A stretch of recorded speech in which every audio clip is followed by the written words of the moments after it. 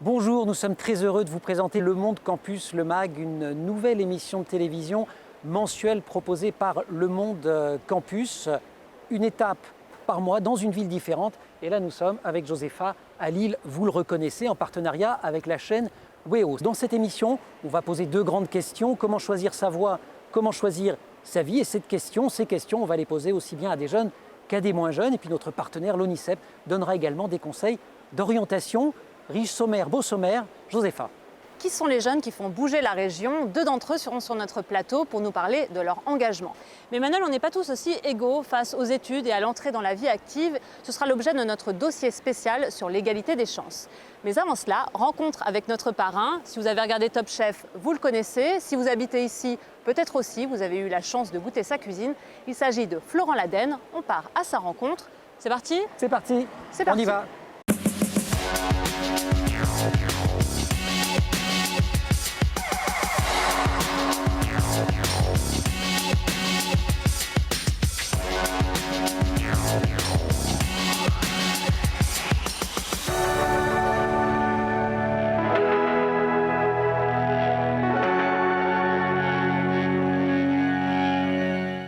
Bonjour à tous, bienvenue dans Le Monde Campus Le Mag. Florent Ladenne, bonjour. Bonjour. Alors on est ravis de vous recevoir. Vous êtes le parrain de cette émission, de cette première émission du Monde Campus Le Mag, avec cette étape lilloise.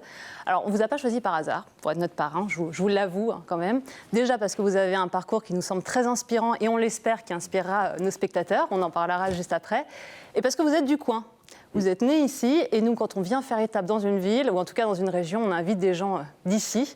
Donc merci d'avoir accepté notre invitation. Merci à vous d'avoir pensé à moi, très gentil. Avec plaisir. On va revenir avec vous sur votre parcours pour comprendre qui est le Florent Ladenne d'aujourd'hui et comment, en tout cas, il s'est construit. Et on va le faire en photo. On va faire un petit flashback. C'est pas toujours facile, hein, les flashbacks en photo, c'est vrai ce que j'ai compris. Je ne sais pas vraiment quelle photo vous avez en plus. Donc.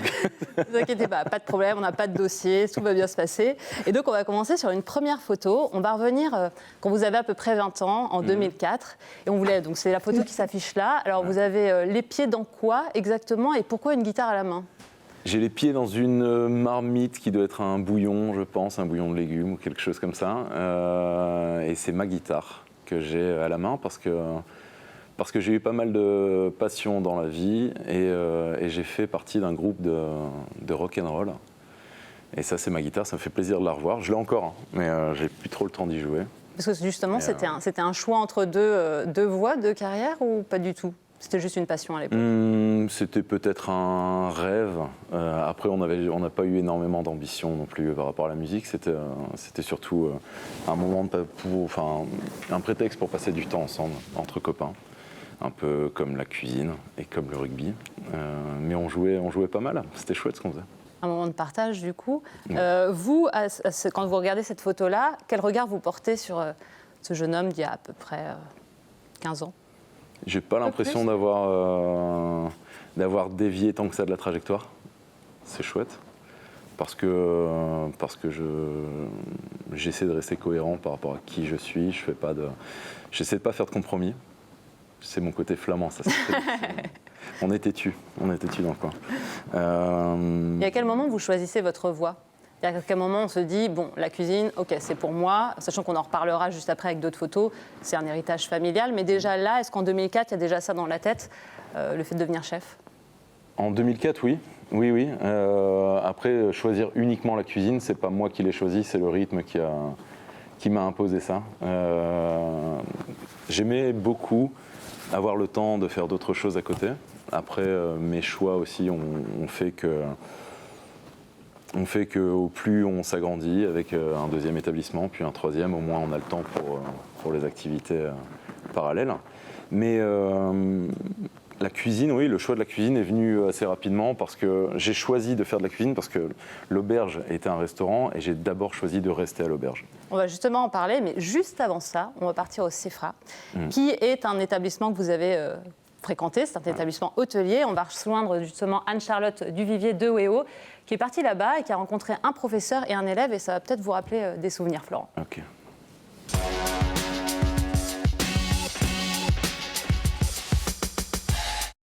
Ah oui, Oui, bonjour, je suis ici à l'antenne formation de la Chambre des métiers et de l'artisanat. C'est l'anciennement le CEFRAL à Dunkerque. Et je suis avec Bertrand Bédu, vous êtes professeur de cuisine. Oui. Et alors, vous avez bien connu Florent Laden, vous étiez son professeur. Quel souvenir vous gardez de Florent Laden? Je garde forcément un très bon souvenir de Florent et toute l'équipe qui était avec lui, parce que c'était une bande de jeunes passionnés qui prenaient du plaisir dans ce qu'ils faisaient. Et voilà, c'est malheureusement plutôt rare de rencontrer ça couramment, quoi. Alors, on est ici en plein cours de cuisine.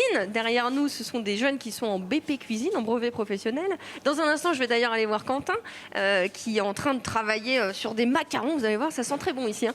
Juste un mot, ici, on forme à quoi finalement? On forme à la cuisine, mais pas seulement, hein. Non, on forme, il y a le secteur farine qu'on appelle, où on forme des boulangers, des pâtissiers, des agents polyvalents de restauration, des serveurs aussi. Et Voilà. tout ça se fait en alternance finalement, c'est-à-dire un Oui. pied dans l'entreprise quand c'est possible. Actuellement, c'est peut-être un peu plus compliqué, mais un pied en entreprise, un pied ici. Voilà. Pour la pratique et la théorie, évidemment. Oui, donc ils ont un quota d'heures à faire ici en formation, où nous, on les prépare essentiellement pour l'examen. Les choses à faire ou à ne pas faire, quoi. Alors justement, si vous deviez nous donner 2-3 qualités indispensables quand on veut se lancer dans la cuisine, quelles sont-elles? Il faut être gourmand, il faut être créatif et surtout prendre du plaisir dans ce qu'on fait. À partir de là, pour moi, c'est le point le plus important, parce qu'à partir de là, ça va dérouler sur un tas de choses, sur l'envie de faire des choses un peu plus sophistiquées, de se marier dépasser, les saveurs, ouais. de se dépasser. Et voilà, et ça vient du cœur souvent. Merci beaucoup Bertrand Bédu. Je vais me rapprocher de Quentin juste derrière. Alors ici, on compte à peu près 500 étudiants dans cette antenne formation. Bonjour Quentin. Bonjour. Vous êtes en train de travailler sur quoi là? Sur des macarons au chocolat et au cognac. Alors vous êtes en BP. Votre parcours c'est quoi? Rappelez-le-moi brièvement. J'ai commencé par un CAP pâtisserie. Ensuite, j'ai fait un CAP cuisine. Et là, maintenant, je suis en BP. Vous travaillez, alors là actuellement c'est fermé, vous êtes dans un restaurant gastro? Oui, c'est ça, ouais. Et c'est quoi votre ambition? Faire des étoilés, des palaces, le luxe du métier. Alors ça veut dire que pour faire ça, on travaille tous les jours, on cuisine tous les jours, on fait des concours, comment ça se passe pour vous? Moi, j'ai fait un concours, j'ai fait les meilleurs apprentis de France. Et après, le travail, il n'y a que le travail qui paye. Il n'y a que le travail qui paye. Alors là, on a Florent Laden qui est en plateau. Est-ce que vous avez une question à lui poser, Quentin? J'imagine que vous en avez plein des questions à poser à Florent Laden, mais est-ce que vous en avez une en particulier? Je voulais savoir ce que sa notoriété lui avait apporté, de bien ou de mal, du coup. C'est vrai que Top Chef l'a bien fait connaître.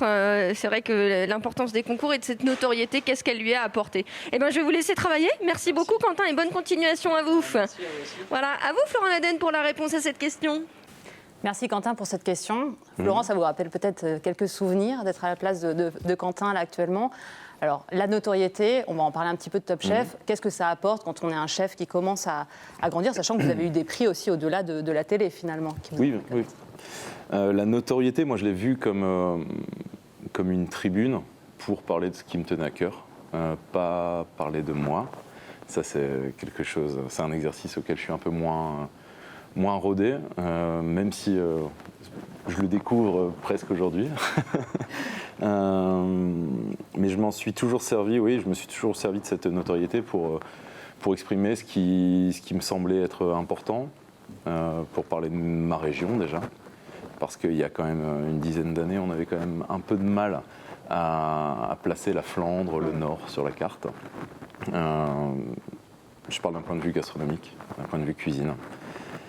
Je m'en suis servi pour ensuite parler de ma façon de travailler, qui est le 100% local, pour mettre toujours en valeur cette région. Justement, pardon, je vous coupe, mais on en parlera dans la troisième partie de cette émission, sur les engagements, parce que vous êtes quelqu'un d'engagé, justement. Oui, j'essaie. Et voilà, on sait très peu de choses de moi, parce que finalement, je pense pas que ce soit... Enfin, je pense qu'avant de parler de moi, il y avait tellement de choses à dire, et il y a tellement de choses à dire que voilà, la notoriété, moi je m'en suis servi pour ça. J'ai jamais accepté les photos pour être dans des magazines, parce que quand je suis sorti de Top Chef, je suis devenu papa, j'ai jamais voulu rentrer dans ce jeu-là, parce que je me vois pas comme faisant partie de ce monde, des gens qui sont en photo dans les magazines avec leurs enfants. Et sur Top Chef, justement, c'était un peu un apprentissage, enfin une continuation de votre apprentissage en accéléré sous les projecteurs. Quels conseils vous avez pu retenir des chefs qui vous ont encadré pendant cette période-là et que vous pourriez aujourd'hui transmettre à quelqu'un dans un restaurant ou un jeune qui voudrait faire de la cuisine? À l'époque où j'ai fait Top Chef, on avait beaucoup moins de contact avec les chefs qu'aujourd'hui. Aujourd'hui, il y a plus un esprit de coaching avec des équipes, si j'ai bien suivi. Nous, c'était pas ça. Qu'est-ce que vous avez retenu? Peut-être qu'est-ce que ça vous a appris de faire cette expérience? Ça m'a appris ce que le chef Bédu du Cefral m'avait déjà appris, qu'il fallait exprimer les choses qu'on avait exprimées en cuisine. C'est un super moyen, c'est un outil formidable, la cuisine, pour dire ce qu'on a à faire. On n'est pas juste là pour prendre un produit, le transformer et donner à manger aux clients. On peut faire ça, mais on peut aussi donner du sens à notre métier.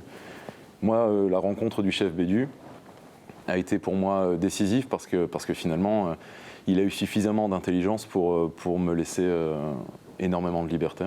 Alors que quand je suis arrivé, je n'avais pas le niveau du tout de mon équipe, enfin du reste de l'équipe, quoi. Enfin de l'équipe, de mes camarades de classe. Il a parlé d'équipe et c'est vrai, on se voit encore aujourd'hui et on était un super groupe, on est liés ensemble et je pense que c'est ça, il a eu énormément d'intelligence, suffisamment de recul, parce qu'il débutait pas non plus, même s'il était déjà très jeune à l'époque. Vous avez vu, il est impressionnant. Ça reste... Justement, lui, il vous a transmis donc, un héritage. Vous vous êtes construit grâce à ces rencontres, mais vous êtes construit aussi grâce à un patrimoine familial. C'est la deuxième photo qu'on va voir, puisque vous avez hérité, finalement, en tout cas, votre papa vous a transmis les rênes de son auberge du Vermont. Comment ça s'est passé en 2007 quand il vous dit bon, bah tiens, mon fils, c'est parti? Quel poids on a sur les épaules? Il n'y a pas réellement eu un jour où j'ai eu les clés de l'auberge. Ça s'est fait progressivement. Une entreprise familiale, c'est très bien, c'est génial, parce qu'il y a de l'amour, il y a de la confiance. Il y a aussi toute cette histoire de transmission qui finalement est belle, mais qui n'a pas été forcément très simple à mettre en place. Parce qu'il y a 2 générations mon père commençait à vouloir lever le pied, pas au niveau du rythme et du travail, mais au niveau des ambitions. Et parce que ça faisait déjà 25 ans qu'il travaillait comme un cinglé tous les jours, 7 jours sur 7. Et moi qui arrivais, les 2 pieds sur l'accélérateur, et voilà. Je voulais surtout pas tout casser pour faire ce que moi je voulais faire, parce qu'il y a le respect du travail qui a été fait avant aussi, qui est primordial et qu'il ne faut surtout jamais oublier. Il faut faire sa place. Mais je voulais faire ma place et j'avais une vision de ce que l'auberge pouvait être. J'ai encore cette vision. L'auberge n'est pas terminée à mes yeux. Heureusement d'ailleurs, j'ai que 30... Je sais jamais. Je suis né en 84. J'ai que 36 ans, 36-37 ans. C'est vrai, en plus, mais ça change tous les ans. Donc. Mais j'ai que 36 ans, donc je peux pas me dire que j'ai réussi, que c'est terminé. C'est impossible à mes yeux. Et puis, je suis perfectionniste. Mais oui, travailler dans ce contexte familial, dans cet esprit de transmission, c'est beau. Moi, le message que je peux transmettre, si j'ai cette légitimité à pouvoir transmettre un message aux générations futures, aux jeunes, c'est de ne pas chercher à singer, à faire quelque chose qui a déjà été fait. Il faut s'écouter soi-même, parce que pour donner du plaisir, il faut en prendre. Et il y a beaucoup de combats à mener par la cuisine. Mais par contre, il faut écouter aussi ceux qui savent transmettre. Et ça a été beaucoup le cas, je crois, avec votre grand-mère Odile, qui vous a beaucoup transmis. On a une photo de vous deux sur Omnivore, je crois d'ailleurs. Ouais. C'est important pour vous de faire un peu le lien comme ça entre les générations pour se construire? C'est très important. De toute façon, l'histoire de la cuisine, c'est ça. Hein. L'histoire de la cuisine, c'est les mères, les grands-mères qui cuisinaient, qui ont fait que nos terroirs sont nos terroirs. La cuisine française est, aux yeux de beaucoup de personnes, la meilleure cuisine du monde. Ce n'est pas les cuisiniers français qui font qu'on n'est pas meilleur que les autres cuisiniers, nous, en France. C'est pas possible. Enfin, c'est pas juste une histoire de nationalité qui ferait qu'on qu'on serait meilleur. On aurait du sang de bons cuisiniers, c'est ça? J'y crois peu. C'est vraiment les terroirs qui ont fait que la cuisine française est ce qu'elle est aujourd'hui. Les terroirs, c'est quoi? C'est nos agriculteurs, c'est nos différents territoires dans différents types de climats et la transmission. C'est réellement ça. Il n'y a que ça qui a fait la force de la cuisine française. Et là, il y a quelque chose aussi, il y a un point qui est quand même assez important. Il faut faire attention, nous, notre cuisine de 100% locale, c'est pour défendre ce terroir, cette cuisine de terroir du Nord, parce qu'on a tendance à tout lisser. Aujourd'hui, on peut avoir n'importe quel produit de n'importe quel pays 24 heures après. On peut avoir des crevettes vivantes du Groenland le lendemain qu'elles aient été pêchées. Et c'est génial, hein. Mais si on fait ça, on lisse la cuisine, on l'internationalise. Quelque part, c'est beau, mais on va lisser ce qui a fait la force de la cuisine française et je pense qu'il faut vraiment faire attention à ça. Justement, on en parlera de cet engagement que vous avez en troisième partie. Mais peut-être une dernière photo qu'on peut montrer, c'est en 2013, vous ouvrez votre propre restaurant. Donc là, vous ne vous détachez pas complètement de l'auberge familiale, mais en tout cas, vous vous lancez dans votre propre aventure. À quel moment se fait le déclic de « bon, ok, c'est bon, je suis sûr de moi, j'y vais ». D'ailleurs, vous n'êtes peut-être pas encore sûr de vous aujourd'hui, j'en sais rien. Il y avait non, mais il faut jamais être sûr de soi. Moi, je doute toujours, j'aime à douter, c'est important. Moi, c'est mon moteur, c'est ce qui me fait avancer. L'histoire du Bloom Pot, ça a été une annonce vue sur Internet d'un entrepôt loué dans le Vieux-Lille. J'ai vu cette annonce après un service, donc il devait être 1h du matin, j'y ai pensé toute la nuit. Le lendemain matin, j'appelais, 2 jours après, je visitais, 1 semaine après, je signais. C'était un coup de tête, un coup de cœur. Et je ne savais pas quoi faire de cet endroit. Je savais juste que j'étais le locataire. Entre-temps, il y a Kevin, mon meilleur ami, ouais, qui revient d'Australie et qui avait laissé un peu sa vie entre parenthèses pendant 1 an. Et puis il me dit, je ne sais pas ce que je vais faire. Je dis, écoute, j'ai peut-être une idée. Et puis on prend la voiture, on prend les clés et je lui montre. Et le Bloom Pot, on l'a lancé comme ça. Donc on a une histoire familiale, une histoire de potes finalement. De potes, mais qui est quand même quelque part assez familiale, parce qu'aujourd'hui je travaille quand même avec pas mal de mes cousins. Pas parce que c'est mes cousins, juste parce qu'ils sont forts, ils sont bons. Merci Florent. Alors vous ne nous quittez pas. Vous restez avec nous, on va retourner sur le plateau, on va rejoindre 2 autres personnes, mon co-animateur, mon binôme Emmanuel Davidenkov, qui est en plateau avec Dominique Lévesque, Madame Orientation de la région. On les retrouve tout de suite.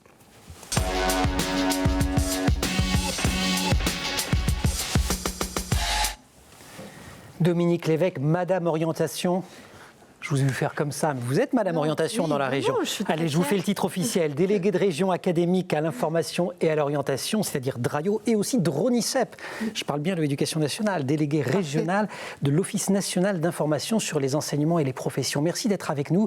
Vous avez entendu, vous connaissiez Florent Ladenne, mais vous avez entendu son parcours. Ce qu'on voudrait faire dans cette séquence, c'est d'élargir un tout petit peu. Lui a cette passion, à la fois pour le terroir, cette notion de transmission, cette passion pour la cuisine. Quand on ne l'a pas, comment on fait? Et je voudrais vous faire rebondir sur plusieurs points de son témoignage. Par exemple, Florent dit, moi j'avais une passion, mais j'en avais plein de passions. Il a fallu que je choisisse, et d'ailleurs c'est plutôt la passion qui m'a choisi que l'inverse, et c'est le travail, le temps qui m'a choisi. Comment on fait quand on a plusieurs projets, plusieurs désirs d'orientation? Alors ça c'est le meilleur des cas, c'est quand on a beaucoup de projets et beaucoup de désirs. Quand on en a beaucoup, déjà on essaie d'approfondir, on rencontre des professionnels, on fait des rencontres. Je pense que souvent l'orientation, c'est pas que de l'information, c'est des rencontres, c'est de la curiosité sur le monde. Et nous, ce qu'on essaie de faire quand on accompagne un jeune sur un parcours d'orientation, c'est justement de l'ouvrir sur le monde. Et donc ce témoignage, c'est un témoignage d'une grande sincérité.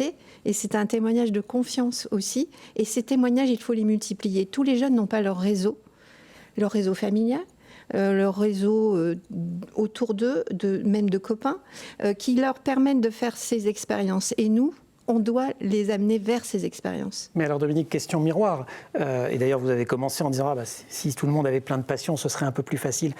Je ne sais pas quoi faire. Alors ça, c'est la première question. On ne peut pas choisir si on n'a pas une conscience réelle de son identité. Et donc, c'est d'abord nous, dans l'éducation nationale, puisque c'est notre métier, c'est de les aider à mieux se connaître. Et pour les aider à mieux se connaître, il faut que nous, on soit en mesure de valoriser les talents. C'est-à-dire aller non pas vers une orientation qui serait subie, mais une orientation choisie sur des talents qu'on ne connaît pas toujours soi-même. On a beaucoup de jeunes, et moi je travaille avec des jeunes décrocheurs par exemple, qui n'ont aucune conscience de leurs talents. Et quand on leur parle d'orientation, on commence à leur faire vivre des activités où ils se regardent positivement et où ils réussissent. Rapidement, un exemple d'une activité de ce type. Quel fil on tire ? On tire un fil sur le sport, on tire un fil sur la culture, on les met en situation d'être en lumière. On travaille avec des associations qui, justement, les mettent en lumière. Moi, je travaille avec une association qui s'appelle Moteur. Ils tournent un film d'1 minute et demie sur une personne qui les inspire. Et s'ils gagnent ce concours, ils vont à Cannes. C'est pas Cannes qui est le plus important. C'est qu'à un moment donné, on les a mis en lumière. Et nos jeunes ont besoin de lumière. Florent, quand il parle de son parcours, dit à un moment donné, ce qu'on m'a donné dans ma formation, ça a été la liberté. Et la liberté d'être créatif. Ce n'est pas la vertu numéro 1 qu'on travaille quand on est à l'école, on peut se le dire quand même. On est entre nous, personne ne regarde. Comment on fait pour s'autoriser ça ? Ben c'est le principe de la confiance. C'est-à-dire que dans l'éducation nationale, et encore plus dans les Hauts-de-France, on travaille beaucoup sur l'idée de confiance. La confiance, ce n'est pas quelque chose qui se prend. Vous savez, les profs qui écrivent dans un bulletin « Prends confiance en toi ». Oui, c'est un peu et on leur tétanisant dit « même. Ben non, en fait, la confiance, ça se donne ». La confiance, elle se lit dans le regard des autres. Et donc, on demande aux enseignants, justement, dans leur quotidien, dans leur pratique quotidienne d'enseignement, de transmission d'informations, de leur donner confiance. Et c'est-à-dire que l'évaluation, elle n'est pas toujours négative, elle doit être positive et elle doit mettre en valeur les talents. Justement, Florent, quand vous avez commencé, en tout cas, à chercher votre voie, vous aviez confiance en vous ou alors vous êtes allé chercher cette confiance ? Je suis allé la chercher, j'avais pas confiance en moi du tout. J'avais confiance quelque part en mes capacités à apprendre. Ça oui, parce que j'ai été déscolarisé après 1 mois de terminale littéraire. J'ai passé mon bac en candidat libre. Et je savais que je pouvais l'avoir. De toute façon, j'avais pas d'autre choix que de l'avoir parce que mon grand-père m'avait mis une pression et que je voulais vraiment pas le décevoir. Parce que forcément, un grand-père qui entend que son petit-fils arrête l'école après 1 mois de terminale, c'est quand même un choc. Même si c'était pas une grande surprise parce que j'étais pas le plus assidu en matière de présence à l'école depuis 2-3 ans. C'est pas la cause de l'école, hein, c'est juste moi qui collait pas à ce système. Et c'est pas au système à coller à un individu. Chaque élève. C'est impossible à gérer. En France, on est beaucoup trop nombreux pour que ce soit aussi simple que ça. Mais oui, mon grand-père avait quelques craintes et puis finalement j'ai eu ce bac parce que personnellement ça me tenait pas vraiment à cœur, mais je lui ai fait la promesse que je l'aurais, donc je l'ai eu. C'est ça, c'est que vous vous êtes quand même mis la pression vous-même aussi, c'est pas que lui qui vous a mis la pression. Oui, bien sûr, et puis c'était du travail. Il y avait un truc de dignité vis-à-vis de lui. Oui, bien sûr, et c'est du travail. Le travail, c'est une valeur que j'ai... qu'on m'a inculqué, que j'ai eu en exemple toute ma vie devant les yeux. Et voilà, donc cette confiance, je savais pas ce que j'allais faire. J'ai choisi de partir en cuisine parce qu'on faisait de la cuisine à l'auberge. Peut-être que si mon père avait été charpentier à cet endroit-là, je serais devenu charpentier, mais moi j'étais vraiment passionné par cet endroit. Et puis après, la confiance, oui, ça s'acquiert au fil du temps parce qu'on nous donne la possibilité de briller aussi, de s'exprimer et un peu de liberté. On va passer aux questions du public.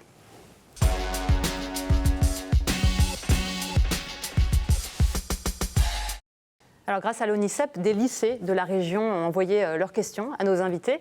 Et la première s'adresse à vous, Florent. Il s'agit de Léo. Qu'est-ce que vous aimez dans ce travail ? C'est court, concis, mais ça s'adresse à vous. J'aime énormément de choses dans ce travail. J'aime faire plaisir. C'est un métier qui est magnifique parce qu'on donne du plaisir aux gens. Ça, c'est quand même extraordinaire. J'aime le mot travail parce que c'est pour donner du plaisir. On ne le donne pas facilement comme ça en claquant des doigts. C'est énormément de boulot. Mais j'ai grandi dans ce métier. Je savais très bien où je mettais les pieds avant d'y aller. Et ce que j'aime dans ce travail, c'est ce côté travail en équipe. J'ai jamais rien fait seul. Seul, je peux rien faire. Et ça ne m'attire pas. J'ai fait du rugby, j'ai fait de la musique et maintenant je fais de la cuisine ou de la restauration. C'est plutôt des sports d'équipe. C'est que des sports d'équipe. En moyenne, qui curieusement ne sont pas forcément super valorisés. Ça ne permet pas d'avoir beaucoup de bonnes notes quand même, hein. Là encore, pardon d'y revenir, mais à l'école, les sports collectifs ou la chorale, ça compte moins que d'autres disciplines. Dominique, Florent dit, j'aime le travail. Quand on doit choisir son orientation, quand on est jeune, ou qu'on doit aider un jeune qui doit choisir son orientation, au fond, on n'en sait rien du tout. Et puis, c'est pas une semaine de stage d'observation à 15 ans qui va nous raconter grand-chose. Donc souvent, on choisit par rapport aux études. Est-ce que c'est une bonne façon de raisonner malgré tout, et par rapport aux matières qu'on aime? C'est-à-dire qu'il n'y a pas de vérité. Chaque parcours va être... Merci Dominique. Bah oui, chaque parcours est complexe et chaque parcours est singulier. Donc ce que je dirais, c'est que pour certains, les notes, les résultats scolaires, ça va être un cheminement très linéaire, très droit. On est dans les valeurs de l'école, on a la réussite à l'école, tout va bien, et tant mieux. Et puis pour d'autres, on ne va pas construire sur une réussite à l'école, sur des bonnes notes, on va construire sur le plaisir. Et donc il faut aussi aider le jeune à trouver ce qui lui fait, ce qui lui donne plaisir. Question d'Irina peut-être. On a le temps, on a la question. Allez, on va prendre rapidement la question. Très bien, alors on prend la deuxième question d'une jeune lycéenne qui s'adresse encore une fois à Florent. Avez-vous des conseils à nous donner pour exercer dans ce métier ou exercer dans ce domaine? Les conseils, c'est... il y en a beaucoup, mais finalement, ils sont très très simples. C'est se tenir à son rêve, c'est bosser, oublier un peu la montre, c'est croire en soi. Parce que si moi j'arrive à faire ce que je fais aujourd'hui, tout le monde peut le faire. Et c'est savoir s'entourer. Dominique, ça vaut pour tout le monde? Ça vaut pour tout le monde. Merci. Oui. Merci beaucoup Dominique Lévesque. Florent, vous êtes le parrain de cette étape lilloise. On vous retrouve pour la deuxième partie de l'émission. On va parler égalité des chances avec deux nouveaux invités. Josépha. Alors nous retrouverons Pierre Mathieu, qui est le directeur de Sciences Po Lille et qui est une voix qui compte en France, puisqu'il travaille à la lutte contre les inégalités sociales à l'école. Et nous aurons aussi une autre invitée qui s'appelle Cécile Descamps. Alors cette jeune femme est malvoyante et pourtant elle défie toutes les statistiques puisqu'elle fait de l'accompagnement en communication et crée des contenus culinaires. Ça vous intéressera ça, Florent? Oui. Et bien elle nous racontera son parcours. Voilà, et avec eux, donc, ce thème de l'égalité des chances, hein, on le sait, tous les enfants ne partent pas avec les mêmes probabilités de réussite à l'école et dans la vie. Des dizaines de dispositifs ont été créés depuis des années en France, et notamment ici, dans les Hauts-de-France. Y a-t-il des raisons d'espérer? Ce sera le thème de notre deuxième partie. À tout de suite.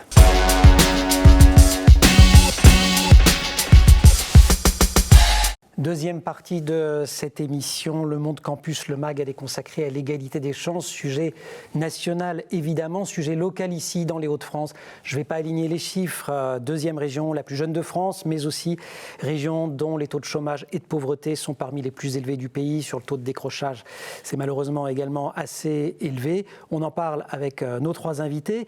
Pierre Mathieu, bonjour. Bonjour. Juste avant de vous poser des questions, et vous avez notamment remis un rapport sur... comment on peut remettre un peu d'égalité des chances dans tout ça. Mais juste avant vous, votre propre parcours, il est un peu un défi aux statistiques. Oui. Pourquoi? Parce qu'on ne vous avait pas, quand vous aviez 15 ans, expliqué que vous alliez forcément faire de très très belles études, devenir docteur en sciences politiques, puis directeur de Sciences Po Lille, puis conseiller de ministre, etc. Non, d'ailleurs, on m'avait préorienté en BEP cuisine. Mais pour moi, ça aurait été super. Hein. J'ai écouté Florent tout à l'heure, donc ça aurait été super. Mais effectivement, j'ai redoublé ma troisième. Enfin, je ne vais pas refaire ma vie, mais oui, il y a eu un moment. Un petit peu quand même. Oui, mais il y a un moment où, en effet, mais comme beaucoup de jeunes, déjà à mon époque, donc il y a très longtemps, et puis encore aujourd'hui, il y a pas mal de jeunes garçons et de jeunes filles qui savent pas trop ce qu'ils veulent faire, qui se cherchent, qui sont pas très à l'aise dans le système scolaire non plus, hein, qui s'embêtent un peu, et qui, peut-être par manque de connaissance du système, par manque de connaissance de ce qu'il est possible de faire comme études, s'orientent mal ou sont mal orientés aussi parfois, et puis se réveillent à un moment ou à un autre, et parfois trop tardivement. Moi, disons que je me suis réveillé suffisamment tôt pour ensuite, revenir sur des rails qui correspondaient plus à ce que j'étais en termes d'appétence pour certaines études. Voilà. Quelle leçon générale vous en retirez? Quels conseils vous en retirez pour des jeunes qui seraient dans la même situation que vous, ou pour celles et ceux qui les accompagnent, des parents, des enseignants, des grands-parents? D'abord qu'on ne se plante jamais. Je pense qu'on doit pouvoir toujours retomber sur ses pattes. Donc il faut faire confiance à des jeunes qui éventuellement prendraient une orientation dont ils découvriraient ensuite qu'elle ne l'est pas faite pour eux. Puis ensuite, c'est la grande question, qui est un peu mon dada, de ne pas enfermer des jeunes dans des études qu'ils n'ont pas envie de faire parce qu'on veut s'en débarrasser. Voilà, il faut faire confiance aux jeunes, quels qu'ils soient, et confiance dans leur capacité à avancer. Alors Cécile Descamps, Bonjour. Bonjour. Vous aussi, vous avez un parcours extrêmement riche, extraordinairement riche. Est-ce que vous pourriez le résumer en quelques phrases? Votre page LinkedIn est quand même très longue.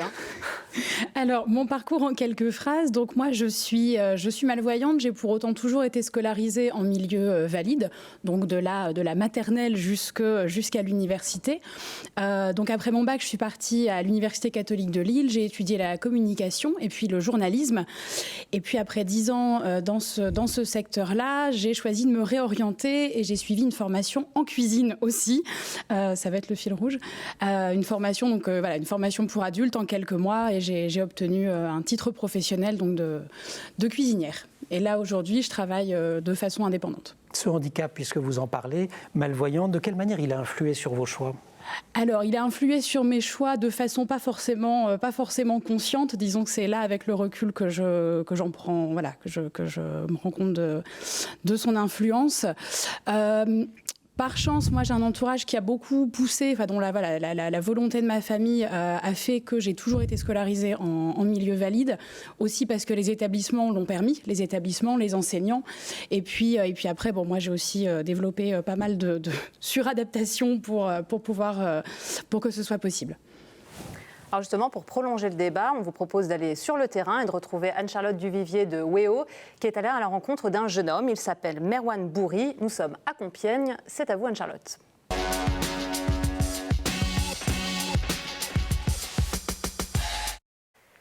Oui, je suis en effet à Compiègne, devant l'UTC, avec Merwan Bourri. Bonjour Merwan. Bonjour. Merwan, vous êtes étudiant à l'UTC en génie informatique, c'est bien ça? Oui, c'est ça.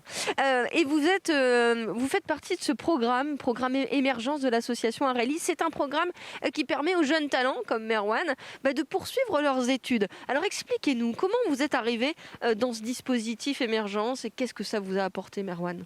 Alors, c'était un jour de terminale où ma CPE m'avait convoqué dans son bureau et elle m'avait expliqué ce que c'était le programme émergence et elle avait pensé que c'était un bon programme pour moi. Du coup, je me suis intéressé et j'ai participé aux réunions d'information. Et c'était quelque chose qui me correspondait bien avec mon profil. Et du coup, j'ai décidé de postuler. Vous parlez de profil parce que c'est vrai qu'au départ, c'est plutôt des jeunes d'origine modeste. C'est votre cas, Merwan. Qu'est-ce que ça vous a apporté finalement, ce programme? Alors, c'est une aide financière, bien évidemment, qui vous permet aujourd'hui de faire vos études à l'UTC de Compiègne. Mais c'est aussi tout un tas de connexions et de relations professionnelles aussi, finalement. Ça vous ouvre un petit peu. Hein. Oui, c'est ça exactement. Du coup, on bénéficie d'un tuteur et d'un parrain. Du coup, notre tuteur, il est souvent en correspondance avec notre formation. Et du coup, le mien, il était à l'UTC aussi. Et du coup, j'avais eu le contact avec lui. Et donc, ça m'a permis d'avoir des conseils, de privilégier de méthodes, etc. Et j'ai rencontré aussi mon parrain, qui lui était dans le monde de l'entreprise. Donc là, c'est vrai d'avoir le parrain qui vous donne des conseils, qui vous montre comment ça marche, c'est déjà un plus. Là, vous êtes à l'UTC, racontez-nous ce que vous faites et qu'est-ce que vous voulez faire, quelle est votre ambition? Alors là, je suis à l'UTC en génie informatique, en cycle ingénieur. Et je souhaiterais donc que mon parcours professionnel n'est pas totalement dessiné, mais j'aimerais bien faire... être ingénieur dans le monde de la robotique ou bien chercheur. Et cela va se dessiner en fonction de mes prochains stages. En tout cas, Merwan, on vous souhaite une bonne continuation. Alors, on est ici devant l'UTC et pas à l'intérieur parce que vous l'avez compris, dans ces temps de Covid, tous les cours n'ont pas lieu. C'est beaucoup de choses qui se font derrière l'ordinateur. Alors, c'est votre truc en même temps, l'informatique, donc ça vous convient bien.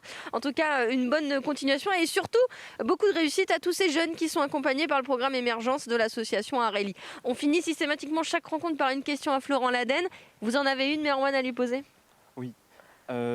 Quel conseil il pourrait donner à des jeunes qui n'ont pas forcément la chance d'avoir un environnement propice à leur parcours professionnel? Quel conseil il pourrait donner à ces jeunes pour découvrir ce monde? Et ben voilà, la question est posée. À vous, Florent Laden. Merwan Bourri, une question à ce jeune homme. Je pense qu'il ne faut pas hésiter à aller taper aux portes des entreprises qui nous intéressent. Là, aujourd'hui, on fait justement de l'accueil de collégiens, aujourd'hui même, au Bloompot. De mon temps, moi, ça n'existait pas. On ne faisait pas de stage en entreprise au collège.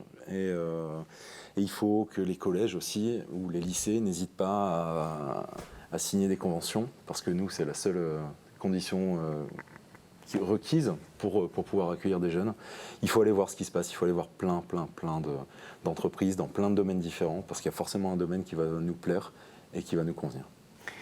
Pierre, Mathieu, on retrouve cette notion de confiance. On l'avait d'ailleurs dans la première partie de l'émission également, dans les propos de Dominique Lévesque. Comment on fabrique une atmosphère qui va mettre les jeunes en confiance? Comment on traduit ça, j'allais dire, au plan politique, institutionnel? Parce que c'est bien beau de dire il faut de la confiance, mais comment ça se fabrique? Je pense que le problème qu'on a, c'est le passage à l'échelle. C'est-à-dire qu'il existait, quand on prend la France entière, et notamment les Hauts-de-France, il existe en fait beaucoup de dispositifs d'accompagnement de jeunes on a à cité partir Émergence, du collège. L'Arélie. Voilà, Émergence, qui est un programme remarquable. Nous, on n'a pas encore cité PEI, mais voilà, le programme que vous aviez lancé à Sciences Po Libre, qui est connu au plan national, qui a été d'ailleurs imité. Oui, c'est ça, on accompagne à peu près 120 lycées et collèges, nous, alors qu'on est une école pas très grande, parce qu'on a 2000 élèves, donc c'est quand même beaucoup. Donc ça se construit dans la durée. Nous, ça fait 14 ans que le programme existe, donc il y a une question un petit peu de réputation qui se construit. Mais il y a plein, si vous voulez, il y a plein de petits programmes qui concernent à chaque fois quelques dizaines jusqu'à quelques milliers de jeunes. Et le problème, c'est le passage à l'échelle, parce qu'il y a quand même plusieurs millions de jeunes qui sont scolarisés. Et parmi eux, il y en a quand même plusieurs centaines de milliers, voire plusieurs millions, qui ont besoin d'être accompagnés parce qu'ils n'ont pas la chance d'avoir les parents, les réseaux, etc., etc. Donc, moi, je pense qu'on peut être assez fier de ce qui se fait à Rélie, par exemple PEI. Il y a plein de choses qui se font, y compris dans cette région.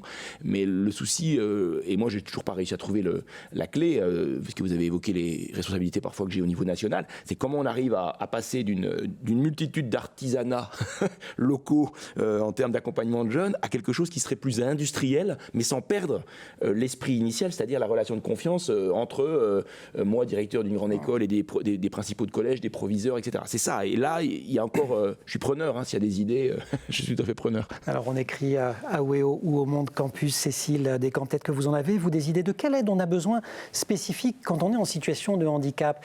Est-ce que vous avez été en milieu valide, vous le dites, vos parents visiblement y tenaient.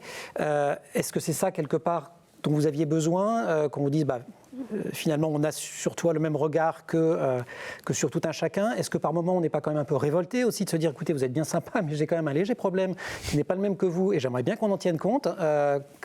Comment on peut... C'est quoi les dispositifs qui peuvent fonctionner? L'aide dont on a besoin, c'est assez... Moi, je peux parler comme mon nom, parce qu'en fait, il y a autant de handicaps que de personnes handicapées, et les besoins qu'on éprouve, les contraintes qu'on rencontre sont vraiment différentes d'une personne à l'autre. Donc, en fait, le besoin, je crois que c'est d'écouter, d'aider à formuler justement les difficultés qu'on peut avoir et les aides qu'on pourrait recevoir, parce que vraiment, c'est du cas par cas et c'est adapté à chaque personne. Donc, je pense que ça passe beaucoup par l'écoute. La question du regard des autres me semble aussi vraiment importante. Moi, le fait d'être scolarisée en milieu valide, ça a été à la fois une très grande chance, parce que, comme je disais, ça m'a permis de développer une confiance en moi jusqu'à un certain stade, de développer aussi des compétences. J'ai commencé la prise de notes en CM1, par exemple. Wow. Voilà. Le regard des autres a aussi été quelque chose de difficile, forcément à l'adolescence, etc., qui fait que là, tout ce qui avait été construit avant a été pas mal remis en question, et où d'un seul coup, on n'ose plus demander de l'aide parce que on n'a pas envie d'embêter le monde, parce qu'on ne veut pas être stigmatisé, et donc voilà, ça a été à double tranchant en ce qui me concerne. Finalement. Et je pense que l'inclusion des enfants handicapés dès tout petits à l'école, et surtout que ça se poursuive au collège et au lycée et à l'université, voilà, selon moi, c'est ce qui, en tout cas, contribuerait vraiment à aider ensuite l'insertion des personnes handicapées dans le monde du travail, parce qu'au final, voilà, je pense que c'est surtout beaucoup de la méconnaissance qui fait que c'est difficile. Alors, ce qui, en principe, est de droit, puisque c'est dans la loi. Tout à fait. Si mes souvenirs sont bons, de 2004. Oui, je crois que c'est celle de 2005, elle est de 2004. Josépha. L'égalité des chances, c'est aussi une égalité entre les garçons et les filles, une égalité de genre. Oui. Si on se tourne vers Florent au niveau de la cuisine, quelle place pour les filles en cuisine? Est-ce que on voit les cuisines se féminiser? Quand vous aviez fait votre formation, par exemple, en 2000, quasiment en 2004, je ne sais plus, au CEPRAL, quand vous avez fait votre formation de BEP cuisine, est-ce qu'il y avait beaucoup de filles? Est-ce qu'il y en a plus aujourd'hui? On avait une fille sur une quinzaine de cuisiniers. Aujourd'hui, plus de la moitié de mes postes de chef sont cuisine ou service, sont occupés par des filles. C'est important ou c'est naturel pour vous? C'est naturel. Enfin, je sais que plus de la moitié est occupée par des filles parce qu'on m'a posé la question, mais je n'avais pas fait attention à ça avant. Enfin, moi, je fais pas attention à savoir si c'est une fille, si c'est un garçon. je m'en fous, hein, ça. Ce qui m'importe, moi, c'est les compétences, est-ce que la personne peut apporter à mon entreprise. L'idée n'est pas de faire une dream team avec que des super CV. Moi, ce que je veux, c'est des gens qui savent vivre ensemble, parce qu'on passe beaucoup de temps ensemble. Comme vous le voyez, il y a quand même beaucoup de questions, plus que de réponses fermées de tous nos invités. Vous espérez des réponses ? Ça va mal se passer dans quelques instants. Et donc oui, pour aller plus loin, l'ONICEF nous a préparé une chronique. C'est notamment sa directrice générale qui l'a préparée. Elle s'appelle Frédéric Alexandre Bailly. Ses initiales sont Fab et la chronique s'appelle le Fab Lab.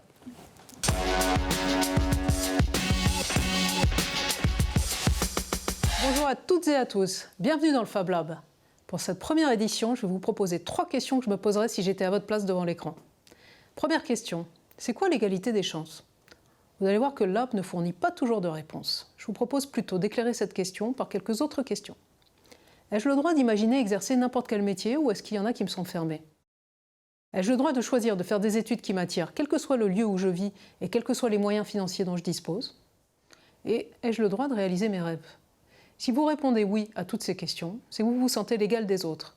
Si vous répondez non, alors peut-être que vous serez intéressé par les questions suivantes, mais aussi peut-être par nos dossiers qui vous aident à repérer les dispositifs qui vous aideront à intégrer des univers qui vous semblent difficiles à rejoindre, comme celui par exemple des études longues ou des grandes écoles.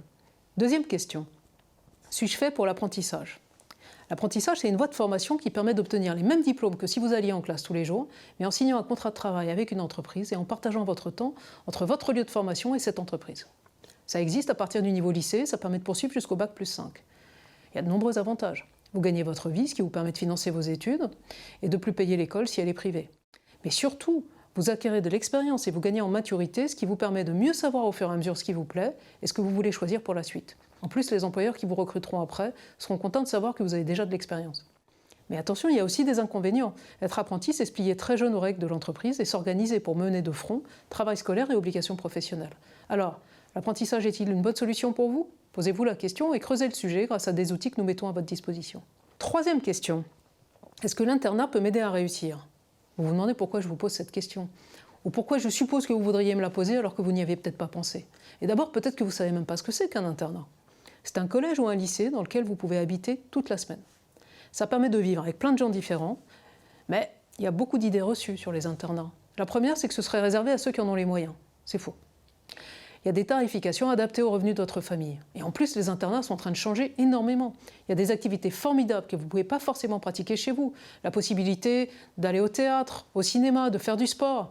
Et puis, si vous avez du mal à vous concentrer à la maison, vous y trouverez un cadre idéal pour travailler avec un véritable accompagnement. Alors, vous voulez vous donner plus de chances d'avoir les notes nécessaires pour poursuivre vos projets, c'est peut-être une solution pour vous. Allez, continuez à vous poser des questions et à bientôt dans le Fab Lab. Plein de questions et d'autres questions encore, des questions que posent des jeunes lycéens de la région, ceux des lycées de Carvin et de Grande-Synthe. Josépha. Oui, 3 questions à nos invités. Alors la première est celle de Charline et elle s'adresse à Pierre Mathieu. J'ai une question pour monsieur Pierre Mathieu. Selon vous, quelles sont les limites qui persistent dans les parcours promouvant l'égalité des chances, comme le parcours d'études intégrées de Sciences Po Lille ? Qu'est-ce qui nous empêche de dépasser ces limites ? Il y a 2 limites. La limite de notre capacité en tant qu'école à accompagner beaucoup d'élèves. On accompagne 1000, on est au taquet, on a du mal à en accompagner plus parce que autrement on perdrait en qualité. Et ça c'est au niveau de l'école. Et au niveau des élèves, je pense que la limite, il n'y a pas de limite, comme dirait, vous savez, c'est jusqu'au ciel et au-delà. Hein. Il n'y a pas de limite. Je pense que justement la clé de tout ce qu'on est en train de se dire, c'est qu'il faut que les jeunes, notamment ceux qui viennent de milieux moins aisés, etc., ou de milieux ruraux un peu éloignés, il y a aussi ces problématiques-là, ne se fixent pas de limite. Je pense que il y a beaucoup d'autocensure, il y a beaucoup de méconnaissance et il y a beaucoup de... Voilà, il ne faut pas se fixer de limites, et il faut avoir une ambition, mais une ambition au sens, disons, positif, pas une ambition pour tuer le voisin ou lui marcher sur la tête, une ambition personnelle de progresser dans la vie. De se réaliser. Oui, de se réaliser, et même en se réalisant, de se réaliser avec d'autres aussi. Ça a été dit par Florent, je crois, dans le collectif. Voilà. Alors on a une deuxième question de Manuel qui s'adresse cette fois-ci à tous nos invités. Bonjour, je me présente, je suis Sidorf. J'ai 18 ans et je suis en classe de terminale. Parfois, certaines mesures comme la discrimination positive sont mises en place afin de favoriser une partie de la population que l'on juge systématiquement en difficulté. Selon vous, est-ce que la discrimination positive est une solution concrète afin de lutter en faveur de l'égalité des chances? Je vous remercie. Cécile Descamps, qu'en pensez-vous à cette discrimination positive? Comme j'ai pu le dire tout à l'heure, je pense que si elle peut favoriser en effet l'accès de personnes qui sont en difficulté à des milieux qui sont pas forcément au départ ouvertes pour elles, je pense que ça peut être un pas, oui. Florent? Je suis d'accord. Je suis d'accord avec toi. On a quelque chose qu'on a du mal à intégrer aussi en France, je trouve, peut-être ailleurs, je ne sais pas, mais c'est le droit à l'échec. C'est comme s'il était, dès qu'on est petit, on n'a pas le droit de se tromper. Alors que je pense que c'est presque un devoir. Il faut essayer plein de choses, il faut se tromper, il faut tomber pour savoir prendre de mauvaises directions, pour savoir revenir sur nos pas et puis trouver notre voie. Je pense que c'est quelque chose qui est très très important. Aujourd'hui, il faut le dire aux jeunes. Essayez, trompez-vous, plantez-vous, mais relevez-vous. Pierre, est-ce que c'est un vrai bon conseil, pardon, parce que quand même quand on redouble, en termes d'orientation, après ça se passe un peu moins bien. Hein. C'est pas une position personnelle que j'exprime, j'entends tout ce que vous dites, c'est très juste. Mais je pense que quand on se plante pas, c'est un souci. Ne jamais se planter ou avoir l'impression qu'on se plante jamais, je pense que ça fabrique des esprits pas nécessairement adaptables à la difficulté du monde. Hein. Je parle pas évidemment d'acteurs politiques, surtout pas. Mais je pense que, alors oui, c'est vrai que statistiquement, quand on redouble, et plus on redouble tôt dans le système, plus le système vous broie. Voilà, parce qu'on est en France aussi dans un système, on le sait bien, hein, parce qu'on s'y connaît, n'est-ce pas Emmanuel, sur les questions d'éducation, on est dans un système où s'écarter un peu de la norme, par exemple en redoublant, en se réorientant, et ça se paye cash en quelque sorte. Mais qu'on soit très très bon élève ou au contraire très en difficulté, qu'on soit en situation de handicap, en fait, effectivement, c'est vraiment ce rapport à la norme, quoi. C'est-à-dire dès qu'on fait un pas de côté, quelle qu'en soit la nature, c'est pas bien. Et qui est très intériorisé, hein, quand même, par par les parents, mais aussi par le monde le monde de l'enseignement. Enfin, quand vous avez un an de retard à la sortie du collège et que vous voulez aller en bac général, déjà de mon temps, mais encore aujourd'hui, on vous regarde comme un peu bizarre. Hein, donc ça se paye cash quand même, il faut l'assumer. Une dernière question qui s'adresse à nos 3 invités, celle de Malena. J'ai une question pour l'ensemble des témoins. La crise sanitaire que nous vivons actuellement creuse les inégalités, notamment chez les élèves et les étudiants. Alors comment promouvoir l'égalité des chances dans un tel contexte ? Écoutez, donc je me donne la parole. Non, mais je crois que c'est un contexte qui a vocation à être un contexte provisoire. Hein.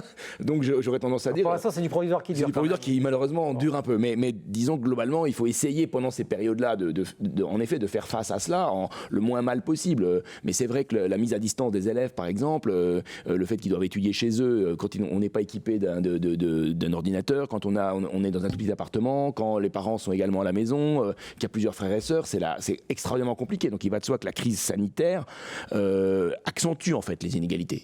Il faut le dire, il faut arrêter de se cacher, les accentue. Mais je pense aussi que c'est une crise, comme une destruction créatrice, comme disait Schumpeter, qui doit aussi nous interroger sur l'utilité qu'elle peut avoir de se rendre compte qu'on peut mettre en place des choses. Moi, dans mon école, on a mis en place de la visio qui marche quand même pas si mal que ça, et qu'on s'est rendu compte qu'on pouvait peut-être être plus innovant par rapport à ça. Donc il faut essayer quand même de créer quelque chose. Voilà, exactement. Cécile, vous, ça a été. Alors, on a dit très rapidement que vous faisiez du conseil en communication, notamment en matière culinaire. Peut-être qu'on pourrait en dire un tout petit mot. Et puis, vous vous lancez dans l'entrepreneuriat. Finalement, la crise est arrivée. Vous vous êtes dit, tiens, si je crée une entreprise, c'est une bonne idée, c'est un bon moment. Et je vais quand même faire un petit clin d'œil au réseau grâce auquel on vous a rencontré, qui est H-Up Entrepreneur, qui accompagne des personnes en situation de handicap qui veulent se lancer et qui est d'une grande aide, si j'ai bien compris. Mais donc. Alors, moi, j'avais un projet d'entrepreneuriat déjà avant le Covid. C'est des choses qui mettent forcément un peu de temps à arriver. Donc, disons que le Covid ne m'a pas arrêté, a un petit peu ralenti les choses. J'ai eu la chance de quand même pouvoir faire mes stages en cuisine juste avant le confinement l'année dernière. Et après, voilà, en effet, en ce qui me concerne, en étant en situation de handicap et en étant entrepreneuse, voilà, l'idée c'est vraiment de ne pas rester seule dans son coin, de trouver des ressources à droite et à gauche. Le réseau H-Up fait partie des ressources sur lesquelles moi je peux m'appuyer. Donc c'est un réseau qui fait de l'accompagnement aux entrepreneurs avec les spécificités qu'on rencontre quand on est entrepreneur handicapé. Florent, cette crise, alors vous êtes adapté très très vite. Oui, on s'est adapté très très vite. Dans un premier temps, lors du premier confinement, on a fait du bénévolat. On a vendu, pour sauver les productions de nos maraîchers, on a vendu des paniers à prix coûtant. On en vendait 750 par semaine. En plus de ça, on faisait des plats qu'on vendait à prix coûtant aussi. Et on faisait c'était 3,50 € le plat, mais avec une possibilité de mettre plus, qui nous servait à offrir des plats au personnel soignant du CHR de Lille. Prix coûtant, alors même, je crois que les tarifs de votre restaurant, je parle du restaurant lillois en l'espèce, oui. sont déjà extrêmement, pour ce que vous servez, c'est... Oui, mais moi j'ai fait le choix de travailler pour tout le monde. Vraiment accessible, quoi. Oui, j'ai fait le choix de travailler pour tout le monde, de ne pas être élitiste. Je pense que Lille, le Nord, sont populaires au sens noble du terme. Il faut vraiment redonner ces lettres de noblesse à ce mot, parce qu'on vit dans une région géniale et que j'ai envie d'avoir des clients qui me ressemblent. J'ai envie de voir la table comme un vrai espace de partage, pas quelque chose qui serait cantonné à une certaine population. Florent, on va se retrouver dans la troisième partie de l'émission. En revanche, Pierre et Cécile, vous allez nous quitter. Je voudrais en une phrase, si vous l'avez, cette phrase. Je suis jeune, je me sens victime d'une inégalité, quelle qu'en soit l'origine. Je dois faire des choix d'orientation, ou même d'ailleurs, je suis un peu moins jeune. Si vous aviez un conseil à donner en une phrase, quel serait-il ? Bon, ils peuvent me contacter. Le téléphone va sonner encore plus. Le mail, non mais franchement, mon mail est accessible et je passe un peu de temps quand même à répondre à des gamins que je ne connais absolument pas et qui parfois me posent des questions sur des études que je ne connais absolument pas. Je le fais avec grand plaisir, mais c'est artisanal. Cécile, un conseil ? Moi, le conseil que je donnerais, c'est surtout de ne pas rester seul, de s'entourer, de trouver à la fois des espaces de parole pour pouvoir échanger sur son vécu et aussi pour s'inspirer et de découvrir des structures qui peuvent nous aider, des associations militantes. Et puis sur les réseaux sociaux, il se passe aussi beaucoup de choses pour rentrer en relation quand on se sent parfois un peu seul dans son coin. Exactement. Allez, on se connecte soit directement à Pierre Mathiot, soit aux réseaux sociaux. C'est une autre possibilité. C'est la fin de cette deuxième partie de l'émission. Florent, on va se retrouver pour la troisième. Josépha, 2 mots sur cette troisième. Oui, 2 jeunes qui font bouger la région nous rejoindront. J'espère que leur parcours vous inspirera. Il s'agit de Côme Guerchig. Cet étudiant de Sciences Po est très engagé pour le climat. Il a d'ailleurs représenté la France lors du sommet de la jeunesse pour le climat en 2019. Il nous en parlera. Mais aussi une autre invitée, Clémence Beugin, qui fait partie des Cordées de la Réussite, qui est très engagée elle aussi auprès d'une association qui s'appelle Énergie Jeune contre les inégalités scolaires. Elle nous racontera elle aussi. Et puis Valérie Duhaut, qui est chef d'édition à La Voix du Nord, ici, je dis ici parce que WEO, c'est à La Voix du Nord, nous rejoindra en fin d'émission pour parler d'un programme, on a déjà parlé apprentissage, on va parler d'un programme original lancé ici qui s'appelle Alternance, je me lance.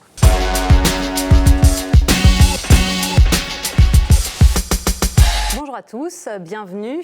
À mes côtés pour cette troisième partie de l'émission Le Monde Campus Le Mag, des personnalités engagées qui nous parleront de cet engagement et qui font bouger la région.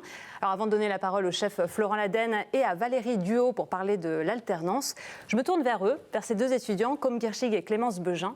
Vous êtes à la fois engagés, Côme pour le climat et Clémence pour l'égalité scolaire. Pourquoi on se lance ? Pourquoi, quand on est étudiant, on se dit « je veux m'engager, je veux changer les choses ». Est-ce qu'on veut changer les choses ou est-ce qu'on veut rattraper des choses qui sont moins bien faites, peut-être ? Clémence ? Moi, je pense que c'est un petit peu des deux. Premièrement, s'engager, ça permet de se découvrir et de se construire soi-même. Mais aussi, ça permet d'aider les jeunes, de leur expliquer des parcours, surtout en 3e, où parfois, ils ne sont pas assez renseignés et c'est ce qui leur fait défaut. Alors je le rappelle, vous êtes engagé, vous avez fait votre service civique auprès d'une association qui aide les jeunes, en tout cas au niveau scolaire. Oui, chez Énergie Jeune. Oui. Et vous envisagez de passer votre vie à les aider quand même là. Oui, je viens de passer le concours de recrutement de professeurs des écoles pour être enseignante. Côme, cet engagement pour le climat, ça date de quand ? Ça date de la COP 21 très exactement. J'étais en école d'ingénieur dans un profil assez...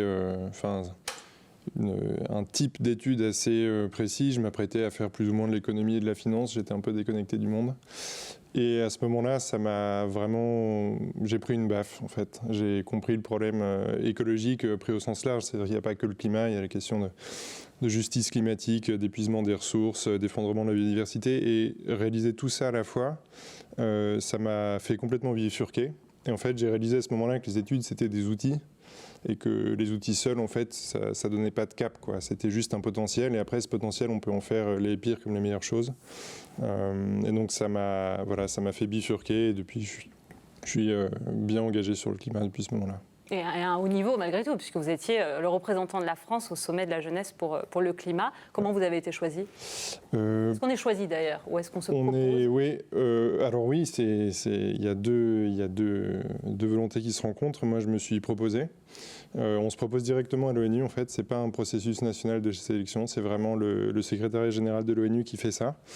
Et j'ai été pris parce que j'avais été déjà pendant 2 ans dans la délégation française aux négociations, donc en tant que représentant de la jeunesse française dans la délégation interministérielle. Donc ça m'avait permis de comprendre le métier, etc. J'avais fait quelques vidéos YouTube aussi pour dénoncer des climato-sceptiques, pour expliquer en quoi leurs arguments tenaient pas la route. Et d'autres engagements. J'ai aussi créé une association, les Jeunes Ambassadeurs pour le Climat, qui fait des conférences en entreprise et dans les écoles, lycées, universités pour parler de cette question-là. Et en fait, tout ça, mis bout à bout, ça m'a rendu un peu légitime pour aller là-bas. Mais après, juste, je ne parlerai pas de haut niveau. À l'ONU, en fait, plus le niveau monte, entre guillemets, en termes de couverture régionale, et moins on a les mains libres. Et en fait, je pense que la vraie action concrète, elle peut se faire vraiment qu'au niveau local, quoi. Et ça, je l'ai découvert au fur et à mesure. Alors, avant de passer au reportage, Florent, ils sont un peu plus jeunes que vous, désolé, mais ils sont très engagés. Est-ce que vous l'étiez autant à leur âge ? J'avais ce désir d'être aussi engagé à leur âge. Je ne l'étais pas concrètement parce que finalement, partir d'un endroit, d'un point où on cuisine des produits qui viennent du monde entier, pour mon cas, à un point où on arrive à ne cuisiner que des produits locaux, 100% de produits locaux. Ça demande du temps, ça demande un bagage technique que je n'avais pas à l'époque, et ça demande aussi d'être entouré d'un tissu de producteurs actifs, ce qui n'était pas le cas il y a 10, 12, 15 ans. On en reparlera, Emmanuel. Elle aussi est engagée, on va ressortir du plateau, retourner sur le terrain grâce à Anne-Charlotte Duvivier-Douéo, direction Tourcoing pour rencontrer Ophélie Van Bremerge, qui est la fondatrice des lunettes de Zach.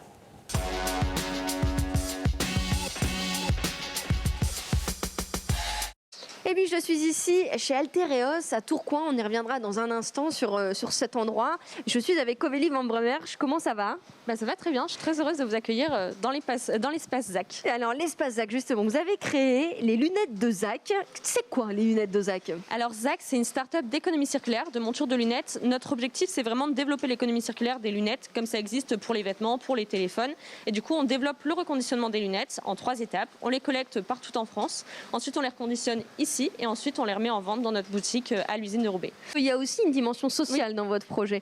Les gens qui travaillent à ce reconditionnement, ce sont des personnes en situation de handicap. Oui, on a 4 personnes qui travaillent sur le poste et en fait du coup ce sont des personnes qui sont touchées par un handicap et notre objectif c'est vraiment de montrer que tout le monde peut reconditionner des lunettes et d'impliquer un plus grand nombre de personnes, et pour nous c'était hyper important de se dire on peut créer de l'emploi, c'est une population aussi qui est beaucoup plus touchée par le chômage et il y a toutes les valeurs aussi qu'on incarne dans la boîte qu'on veut incarner chez Altereos et sur notre poste de travail. Alors vous êtes en attente parce que évidemment confinement oblige, les boutiques sont fermées, mais vous allez créer votre boutique. Voilà. On va y trouver quoi finalement? Alors du coup en boutique, déjà la boutique est tout éco-responsable. On a des meubles de récup, on a la machine parce que quand vous avez votre monture, vous devez monter les verres, qui est aussi une machine reconditionnée. Et du coup vous pourrez choisir vos montures de lunettes comme un opticien classique. Vous aurez à peu près 70% du magasin, ce sont des montures reconditionnées qui sont faites ici. Du coup on peut avoir des grandes marques comme partout, des lunettes vintage, etc.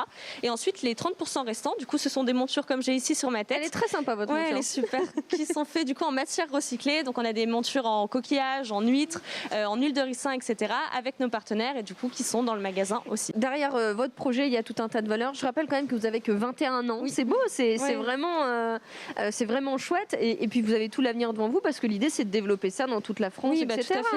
On a des super partenaires. L'usine de Roubaix, ça appartient à un groupe qui s'appelle Advantile et le but c'est de se déployer avec eux en France parce que notre objectif c'est pas de proposer une solution alternative qu'aux personnes qui habitent dans les Hauts-de-France, mais vraiment de montrer qu'on peut changer de matière de consommer. Et si on pense chez Zach que si on peut changer de matière de consommer avec un produit qu'on a tous les jours sur le bout de notre nez, on peut le faire quasiment avec tous nos produits du quotidien.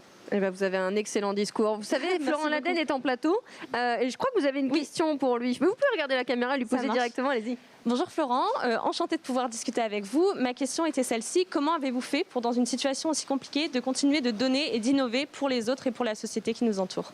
Et voilà, une question pour Florent Laden. Merci beaucoup Ophélie et bonne continuation à vous. En tout cas, beau parcours et un beau projet. Merci à vous Florent Laden pour la réponse. Je pense qu'on est... En situation de crise, alors je discute beaucoup avec mes grands-parents. Mon grand-père relativise beaucoup cette crise en disant c'est pas la guerre. Et il a raison. Et je pense qu'en ce genre de situation, si on n'est pas solidaire, on ne le saura jamais. Même si tout est fait pour que l'on s'auto-centre, parce qu'on a beaucoup moins de contact avec nos voisins, avec les autres personnes. Forcément, tout est fait pour qu'on s'auto-centre. On a été forcé de prendre de la distance par rapport à nos vies, par rapport à un système, par rapport à plein de choses, mais pas par rapport à nous-mêmes. Et à mon avis, on a passé assez de temps à s'écouter, à penser à soi-même. Aujourd'hui, il faut s'ouvrir. Et je pense que c'est le moyen qui fera qu'on ne gâchera pas cette crise. Comme disaient les Anglais, « Never waste a good crisis ».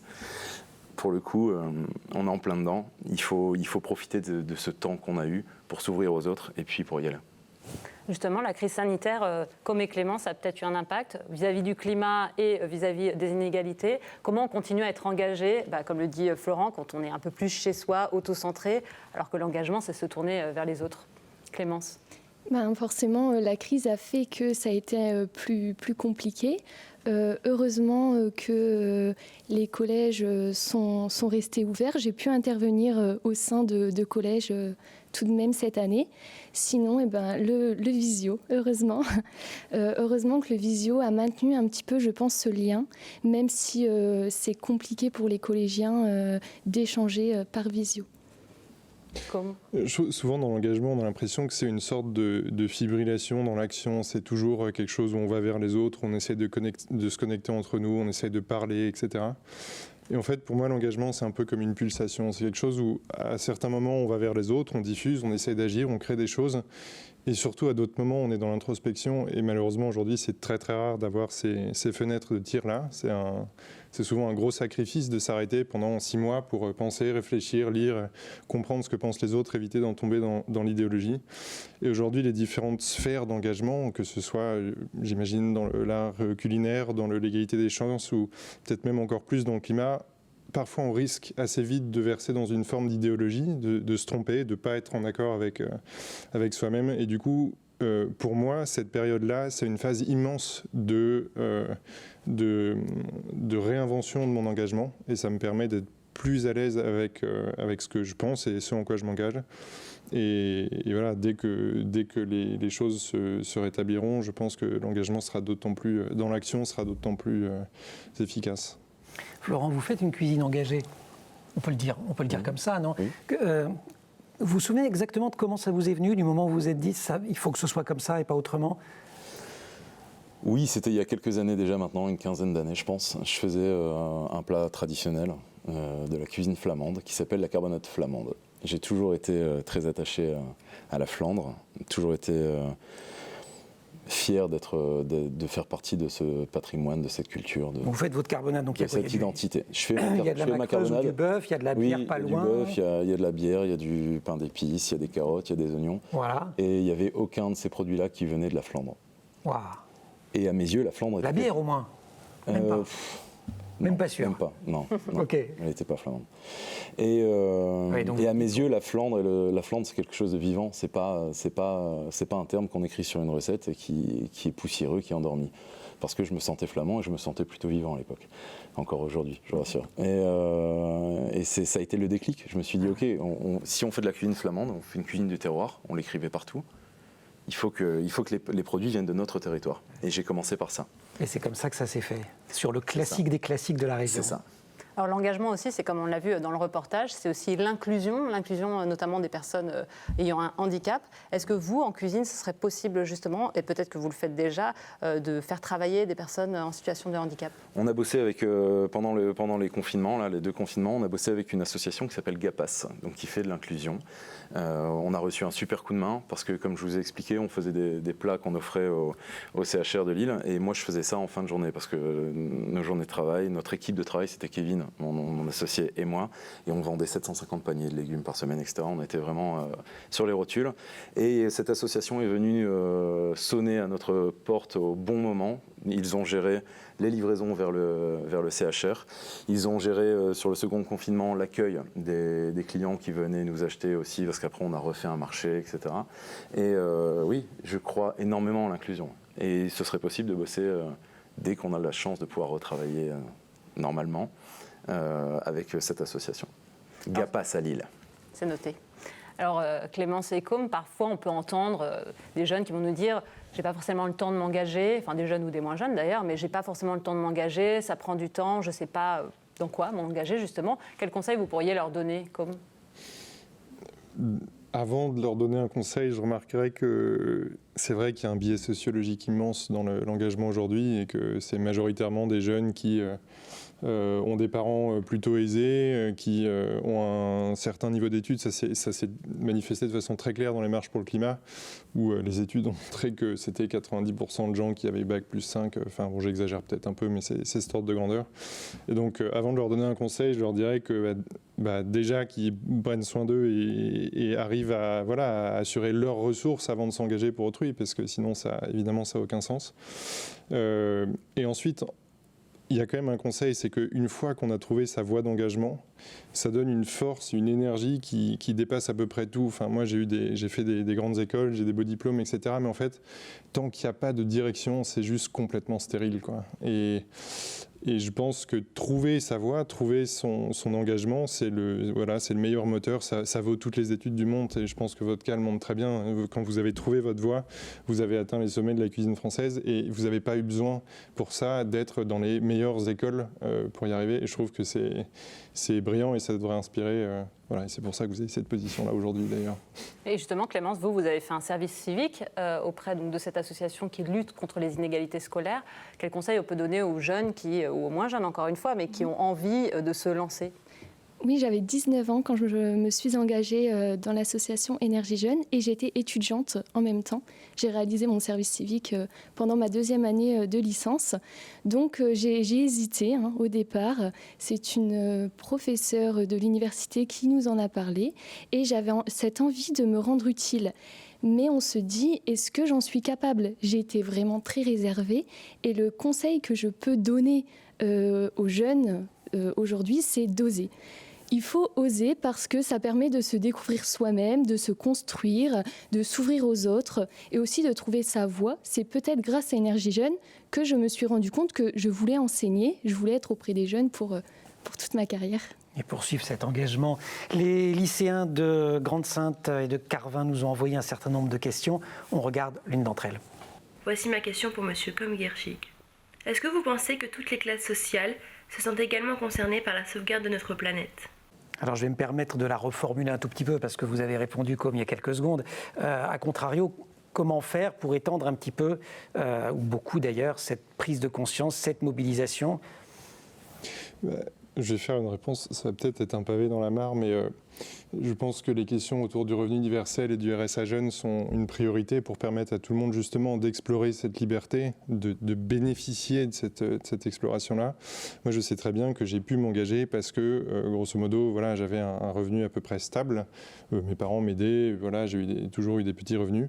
Et voilà, c'est une condition sine qua non. Et aujourd'hui, si on avait ce RSA-là, voire un revenu universel, je pense que l'engagement serait beaucoup plus fort. Alors peut-être une dernière question avant de passer à la présentation d'un programme d'alternance.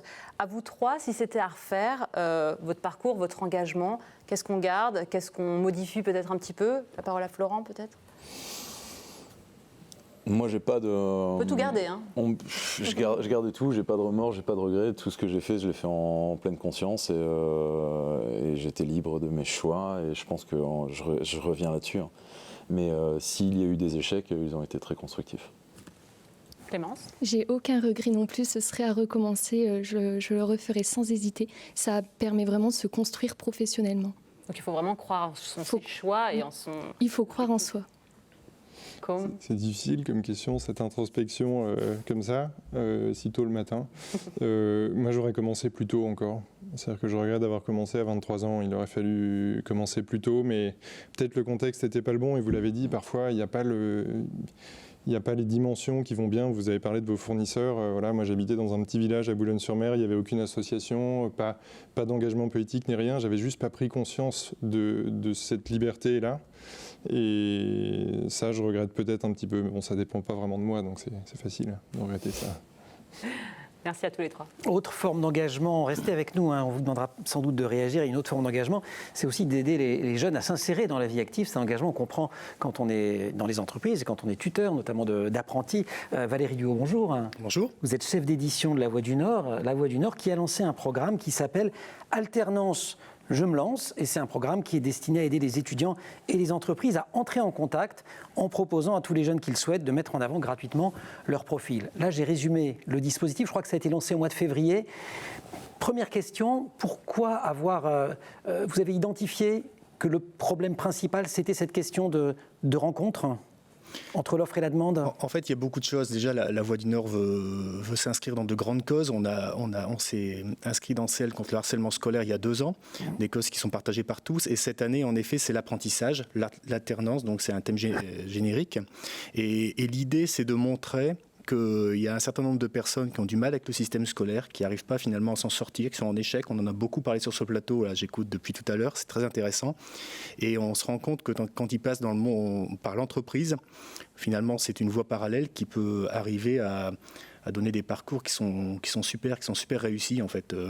Il y a des jeunes qui deviennent ingénieurs, qui n'aimaient pas l'école. Moi j'ai rencontré des jeunes qui n'aimaient pas l'école et ils vont devenir ingénieurs parce qu'en fait à partir de Bac+1, DUT, ingénieur derrière, ils vont avoir leur Bac+5, le même diplôme que ceux qui ont suivi le cursus classique. Donc l'idée c'était surtout de montrer que c'est une voie qui n'est pas secondaire mais qui est parallèle et qui est tout aussi bien que la voie classique. Programme lancé au mois de février. Vous vous êtes pas aidé avec l'actualité quand même. Comment ça marche au début? En fait, au début, on se dit est-ce qu'il faut vraiment le faire cette année? Ouais, voilà. Et en fait, on se dit mais oui, il faut le faire cette année. Plus que jamais au fond. Parce qu'en fait, c'est plus que jamais, puisque il faut aider les jeunes en fait. Il faut aider les jeunes à trouver leur voie. Et il y a beaucoup de jeunes aujourd'hui qui sont inquiets, parce qu'en effet, c'est vrai que c'est un monde un petit peu angoissant, ce qu'on vit aujourd'hui, pour ceux qui veulent s'insérer professionnellement dans quelques mois, quelques années. Et donc, on a mis en place cette plateforme, et en essayant d'aider les jeunes, il y a 2000 jeunes, plus de 2200 jeunes qui se sont inscrits sur notre plateforme pour trouver un boulot en alternance. Donc, soit à côté d'un DUT, d'un BTS, d'un CAP, d'une école d'ingénieur, d'une licence pro. L'alternance, c'est maintenant à tous les étages. C'est absolument à tous les étages. C'est à tous les étages.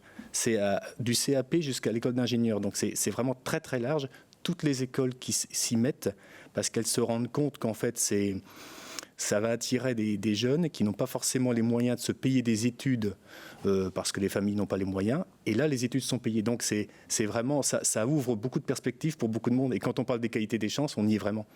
Alors là, on parle des écoles, des études, mais comment ça se passe côté entreprise? C'est-à-dire comment on motive une entreprise justement à prendre un alternant?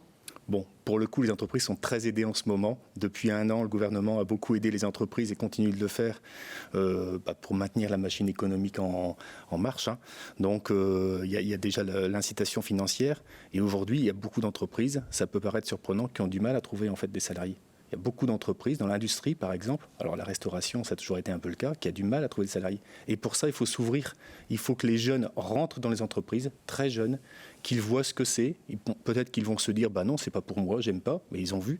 Qu'ils aillent dans d'autres, qu'ils fassent un apprentissage, qu'ils se trompent, on en parle beaucoup depuis tout à l'heure, qu'ils se réorientent, mais il faut qu'ils voient, il faut qu'ils rentrent dans les entreprises pour se rendre compte de ce que c'est, pour qu'ils mettent la main à la pâte. Et les entreprises ont tout intérêt à faire venir ces gens parce que c'est leur potentiel de demain. Merci beaucoup. Avant de clore cette 3e partie d'émission, peut-être un point sur vos projets, sur vos futurs engagements.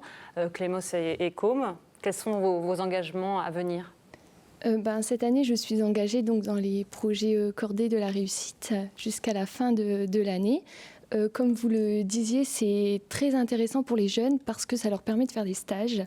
Et j'ai pu échanger avec eux et me rendre compte que les stages, ça apporte énormément. Ils ont pu soit trouver leur voie professionnelle, soit au contraire se rendre compte que c'était pas pour eux et justement c'est bien. Ils s'en sont rendus compte et puis ils sont en 3e, ils peuvent découvrir autre chose.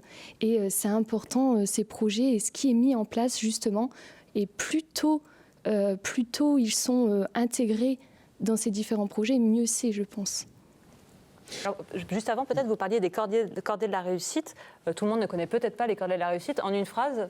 Oui, les cordées de la réussite permettent de rétablir justement l'égalité des chances, notamment pour les établissements scolaires situés dans le rural isolé. Comme les projets d'engagement ? Alors, il y en a un qui est en cours et qui me prend pas mal de temps en ce moment. J'ai lancé un procès contre les 4 opérateurs télécoms principaux, donc Orange, Free, etc., sur la question de la 5G, avec un collectif de 500 citoyens. Pour plein de raisons différentes, je considère qu'ils ont outrepassé un peu une forme de respect démocratique. Ils n'ont pas attendu les études sanitaires, ni environnementales, ni climatiques, ni rien. Enfin, c'est un projet qui est passé comme ça, comme une lettre à la poste. Et je trouve que c'est absolument indécent aujourd'hui de faire ce genre de choses. Et vu qu'on a perdu en première instance, on a fait appel et j'ai lancé un 2e procès, mais contre l'État cette fois-ci, devant la Cour de justice de l'Union européenne. Et voilà, donc c'est 2 procédures en cours qui sont à suivre, qui vont prendre beaucoup de temps.